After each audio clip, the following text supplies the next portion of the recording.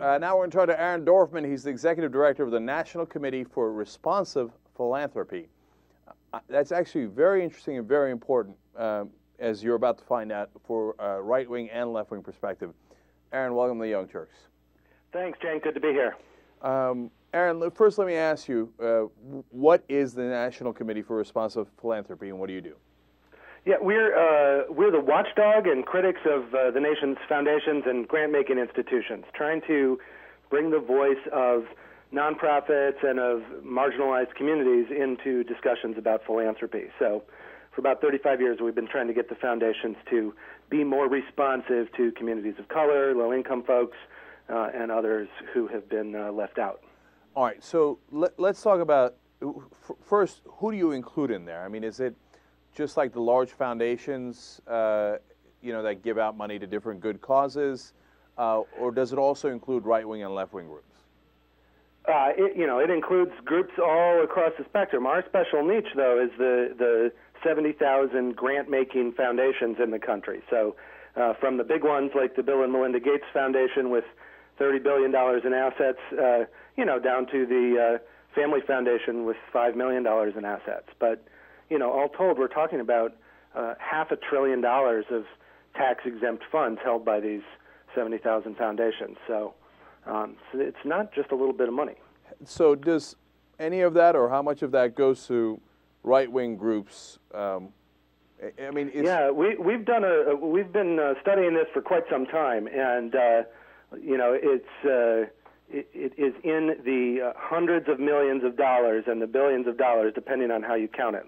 Let me give a somewhat recent example from a report we did just looking at the school privatization movement. This movement was getting $100 million a year from about 25 conservative foundations from 2002, 03, 04, 05, about $100 million a year, and 25 to 30 million of that was coming from one foundation, from the Walton Family Foundation, of course, the family members of Walmart. So why did they want to give to the privatization of schooling? What was their motivation? Do you know?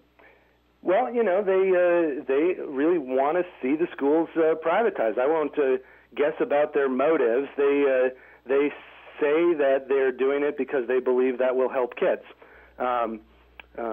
Others might think it's a move against organized labor.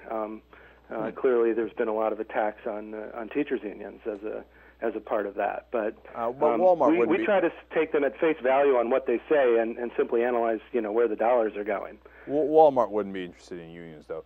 No, not at all. Now, the Walton family also gives a lot of money to fight against or to fight for tax cuts, right?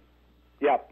And do they do that through any of these organizations, or they just simply, how does that work? Do you know? Oh, sure. I mean, there's a whole network of organizations on the right, conservative think tanks in D.C. down to smaller activist organizations that are moving this agenda. The American Enterprise Institute, I think, is one of the ones that's making a real impact right now for their side.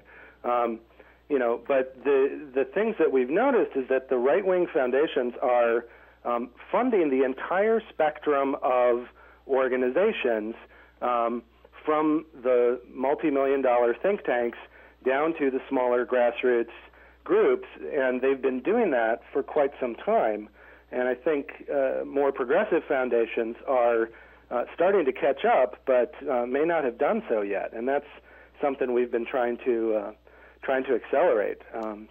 We've been doing a series of reports documenting the benefits for low-income communities when foundations do invest in progressive community organizing, civic engagement, policy advocacy work, and we've been taking that around the country and really trying to persuade foundations whose heart may be in the right place, and there are many of them, to be a little bit more strategic and a little bolder with their funding.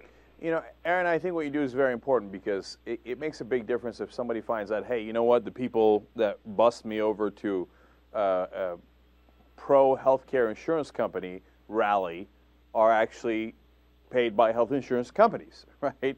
or right. pro-oil rally, drill baby drill rally, the buses came from oil companies, right? So, and hey, it turns out I'm fighting for tax cuts so that the Walton family can make sure that they pay less in estate taxes and make billions of dollars more. I think that's very relevant in considering where these groups are coming from. So, but now let's go over to the left-wing side. So, what are the big organizations, whether it's healthcare or financial reform, and where do they get their money? Well, one of the biggest and most exciting grants recently was the $27 million that Atlantic Philanthropies put into the Healthcare for America Now coalition, a coalition of 1,000 grassroots groups that were pushing for healthcare reform. And Atlantic put $25 million behind them early on in '08, and it really allowed the groups to build some capacity, to build some momentum. And when the tide started to shift, the progressive groups were able to put people in the public forums, mobilize folks, and really kept the reform moving forward. And I'm not trying to say that what ultimately passed was perfect, far from it, but I don't think anything at all would have passed if we hadn't had funding from Atlantic. Another big one on the progressive side, George Soros and the Open Society Institute, they do some fabulous funding of state-based activism and advocacy. The W.K. Kellogg Foundation in Michigan, the Ford Foundation. Those are some of the big ones on the more progressive end of the spectrum. There's also smaller ones like the Family Foundation, the Need More Fund in Toledo, Ohio. All they do is fund community organizing, but they do it really well. So, do they get scared about the politics of this stuff? Because you have Fox News attacking George Soros all the time, for example. Does that scare away these big foundations from trying to help on health care? Because if they do, then they'll get labeled liberal or whatever it might be. I think it does scare foundations some of the time. We're trying to make sure that people have the courage of their convictions and will do the right thing anyway. I mean, foundations are really insulated from many pressures. They aren't really accountable to very many people, and that has positive and negative consequences for our society. But one of the positive consequences is that they really are free to take risks and to fund sort of the cutting-edge stuff. So we try to challenge them to take advantage of their preferential tax treatment and their relatively unregulated status to really push the envelope a little bit. But Aaron, I'm skeptical about everything. So you tell me, for example, that Atlantic gave money to Healthcare for America Now. I honestly, we have a little disagreement on that. I don't think Healthcare for America Now fought for real healthcare very well at all. I think they misspent a lot of the money. Okay, now you could be for that cause and say, oh, you know what, and we tried to do the right thing, but that it was misdirected a little bit, or maybe I'm wrong, right? But it makes me think, okay, well, who is Atlantic? And for right or wrong, I mean, why did they give it to this organization as opposed to another one? Yeah, why do any of them give to anything? They have a vision for where they'd like the country to go, and they figure out how to use the wealth that they are entrusted with in order to try to advance that agenda in society. So. No, because let me be clear. I see the Walton family's motivation. If the estate tax gets cut, they save billions of dollars. Sure. Is there a motivation for Atlantic or for Kellogg or for Ford, or do they think, no, the whole point of the foundation is to try to help Americans. We think this is the way to help Americans. Could be right or wrong. Well, I think those foundations have less of a self-interested approach to their philanthropy than the Walton family does. Atlantic is funding from Chuck Feeney, who founded the duty-free shops. So anybody who's ever bought anything in a duty-free shop while traveling has contributed to creating Atlantic. And Chuck gave away his entire fortune to the foundation, and they're spending down over the next 10 years. So they're going to continue to be a really important and key player in all of this. How much does a founder have sway in which direction they go? I mean, if Chuck is progressive and he says, look, I want Americans to have health care, Does Atlantic go in that direction, or once he's handed off the money, it's basically the people running the foundation? That really varies from foundation to foundation how much deference they give to the founder and to donor intent. But I think in almost all cases, people try to respect the wishes of the founding donor.